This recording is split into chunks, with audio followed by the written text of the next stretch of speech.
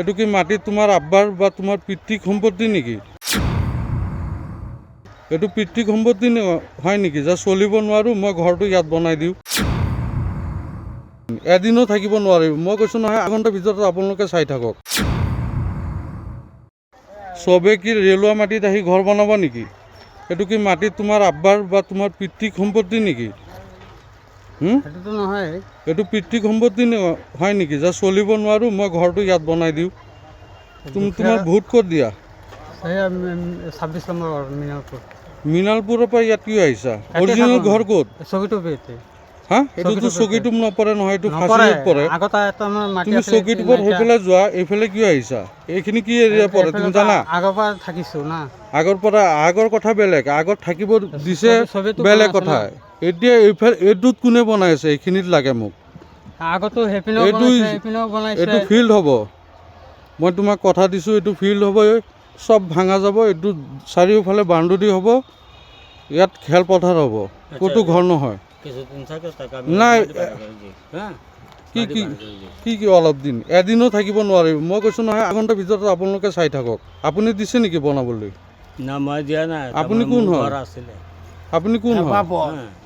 মোৰ ঘৰ আছিলে, মইতো এতিয়া মাটি লৈছোঁ। নাই নহ'ব। আৰু কোনে কোনে বনাইছা? তই যে কৈছে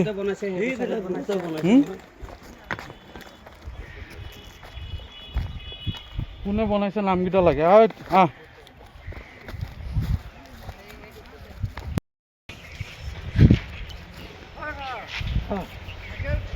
চাইকেল ঘৰত যোৱা।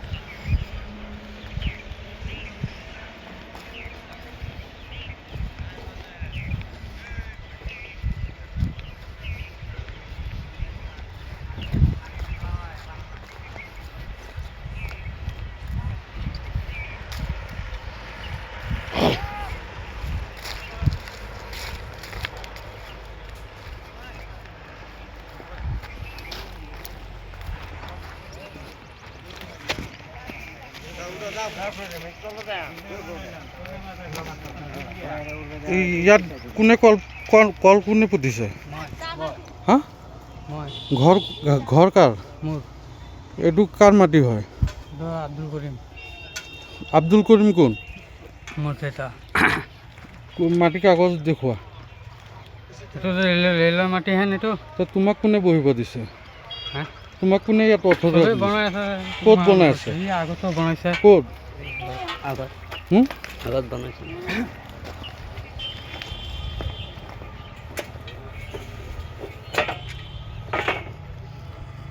এবাৰ এফেকশ্যন কৰিছা নে নাই? আকৌ কিয় বহিলা? ঘৰ বাৰ দিব নোৱাৰোঁ, থাকিব নোৱাৰোঁ, অসুবিধা। লেট্ৰিন বনালা, ঘৰ বনালা, এইকেইটা কৰিলা কিয়?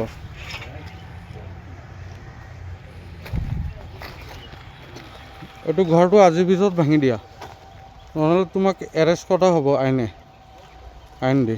চবে ভাঙিব লাগিব ন? এইপিনেও বনাইছে। চবকে কৈ দিয়া। এতিয়া কি আমি ফোন কৰি মাতিম পুলিচক নে ৰেলৱে পুলিচক, নে তোমালোকে নিজে আঁতৰি যাবা?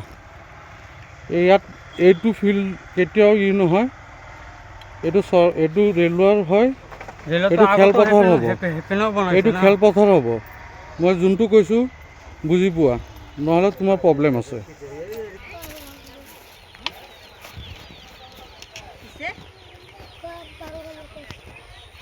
এইটো ঘৰ কোনে বনাব দিছে? ঘৰ কোনে বনাব দিছে? কোনে বনাব দিব লাগিব? এইটো কাৰ মাটি হয়? আমাৰ মাটি হয়। আপোনালোকৰ ৰেলৱে মাটি আপোনালোকৰ কোনে দিছে? কাগজ দেখাওক। কাগজ ক'ত? আপোনালোকৰ মাটি হয় যদি কাগজ দেখাওক। কাগজ আছে, কাগজ ছাড়া কি মানুহ নেকি? আপুনি এইফালে চাই কওক কি কাগজ আছে? আপোনাৰ নাম কি? লুটিছ আছে। না আপোনাৰ নাম কি? ৰুকিয়া খাতুন।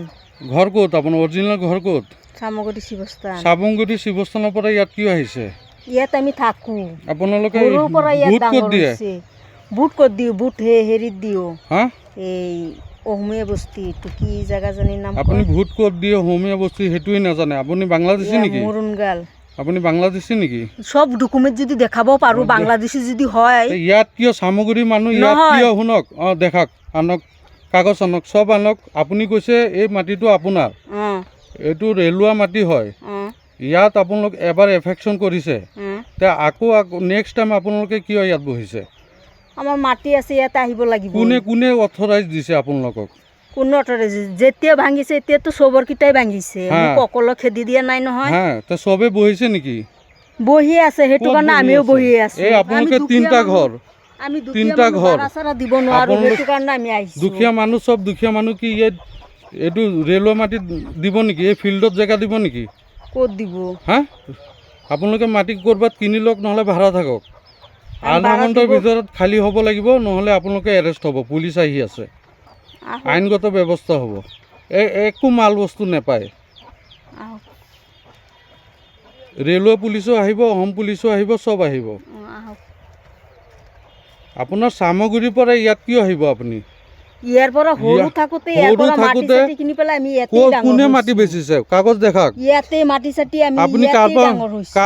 কাৰ পৰা মাটি কিয় ইয়াত কিনিছে? যেন ৰাজমিস্ত্ৰী আমাচিলি থাকি ইয়াত চিনি নাপায়? মই সেইটো নালাগে, কাগজ দেখাওক। আপুনি কাগজ দিয়ক যে আমি কি মাটিটো যে বাংলাদেশী নেকি যে কাগজ কিনিছে। কাগজ ইয়াত যদি উৰি আহি আপোনালোকে পেলাই মাটি বহিছো, অকণ পাছত যামগৈ।